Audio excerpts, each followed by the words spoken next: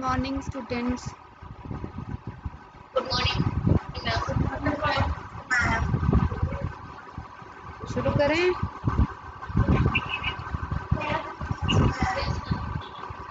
Okay, तो last lecture में हमने स्ट्रिंग के बारे में पढ़ा था कि स्ट्रिंग क्या होती है, स्ट्रिंग हैंडलिंग क्या है in C plus plus, string handling in C plus plus. ठीक है, आज हम पढ़ेंगे स्ट्रिंग के फंक्शंस।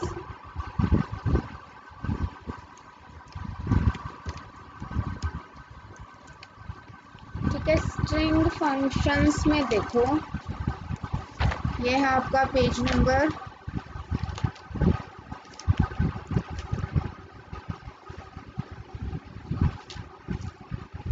194 पर है।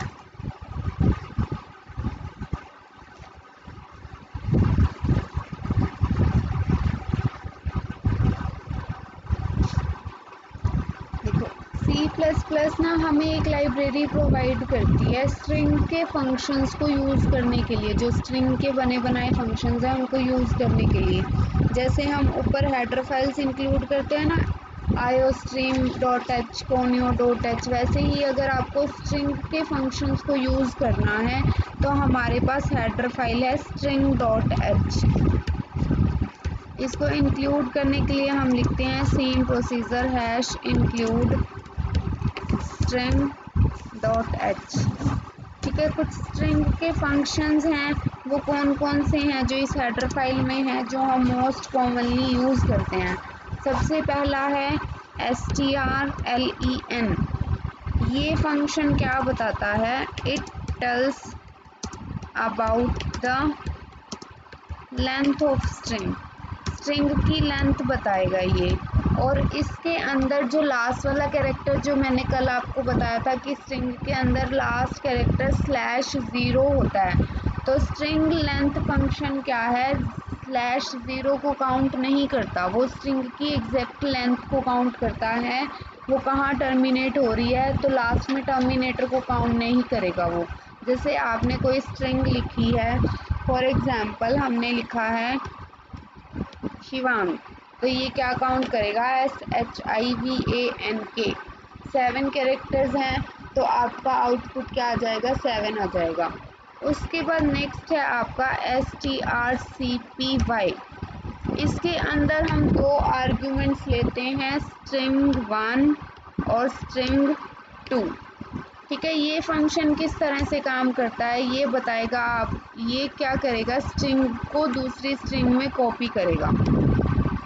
ठीक है, जैसे स्ट्रिंग 2 है, ये हो सकता है कोई कांस्टेंट स्ट्रिंग हो या कोई वेरिएबल हो, स्ट्रिंग 2 की वैल्यू को स्ट्रिंग 1 में कॉपी कर देगा। जैसे हम नॉर्मली मैथ्स में लिखते हैं ना, str1 is equals to str2। Simply string 2 में जो भी होगा, दोबारा बताऊं, देखो स्ट्रिंग कॉपी क्या,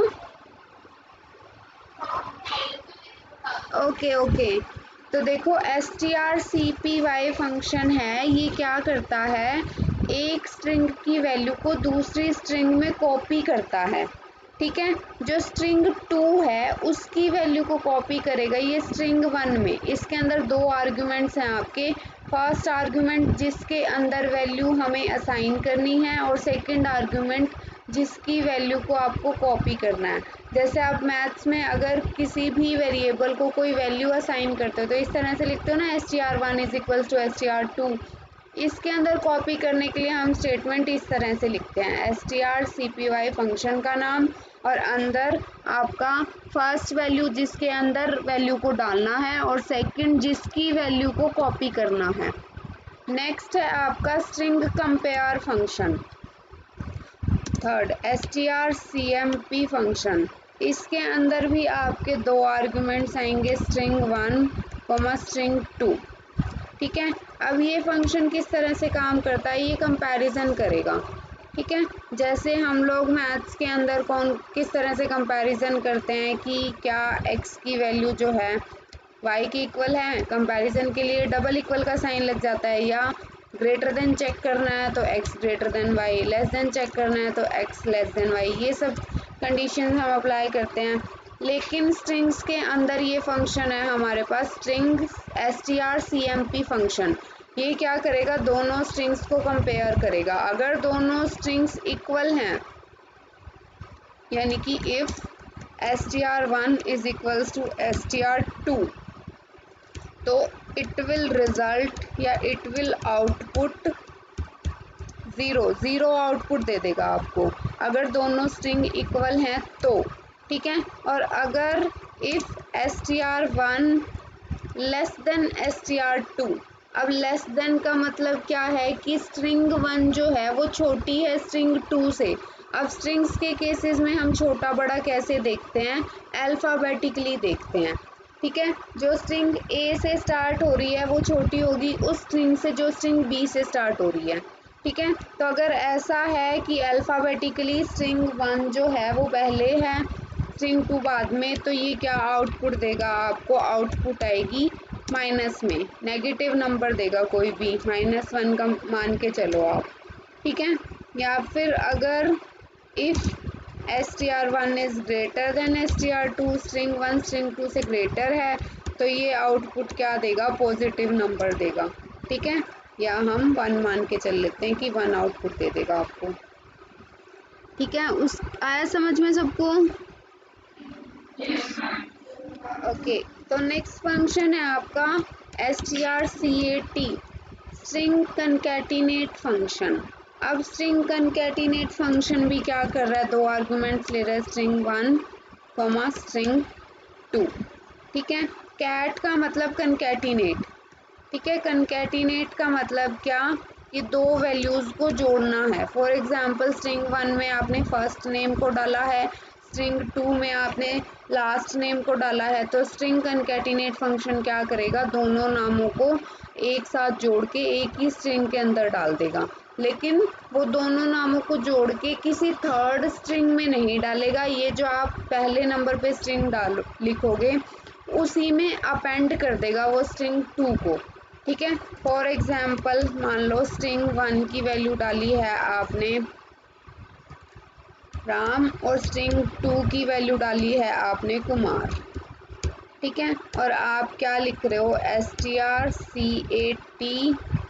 और अंदर आपने स्ट्रिंग 1 स्ट्रिंग 2 लिख दिया।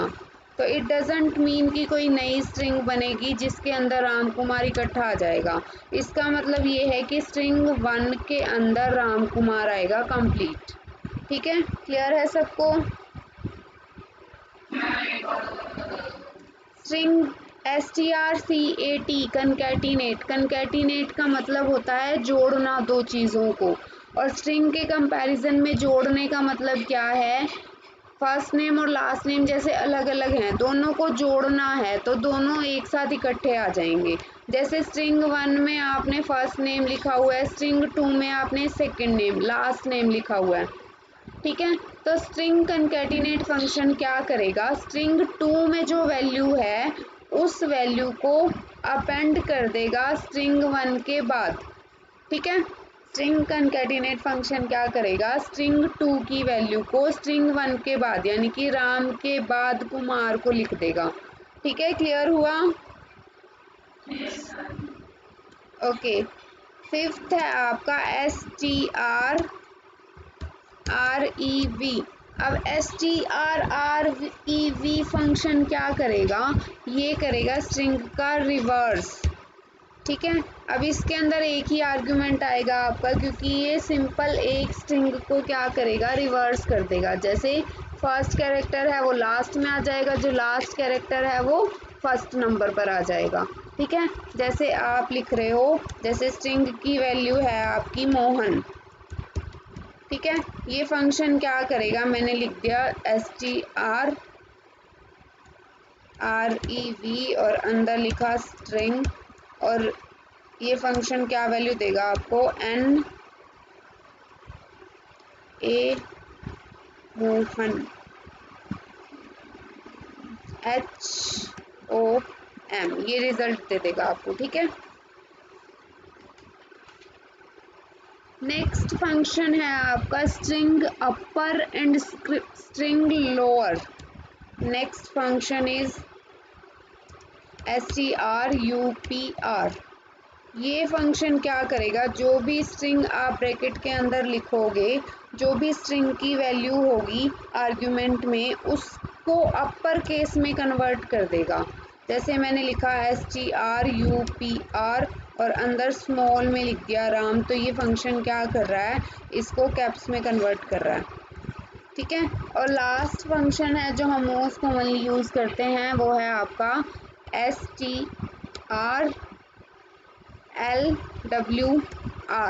ये क्या करेगा, स्ट्रिंग को लोअर केस में कन्वर्ट कर देगा। जैसे इसके अंदर मैंने लिख दिया, ये अपर केस में लिख दिया, तो इसका रिजल्ट क्या आ जाएगा, लोअर केस में। ठीक है, क्लियर हुआ सबको। ये कुछ स्ट्रिंग के फंक्शंस हैं जो हम यूज़ करेंगे, और अब यही फंक्शंस मैं आपको इम्प्लीमेंट करके दिखाऊंगी। ठीक है, किसी को कोई डाउट है इसमें? ओके, तो अब हम इसका प्रैक्टिकल स्टार्ट करते हैं।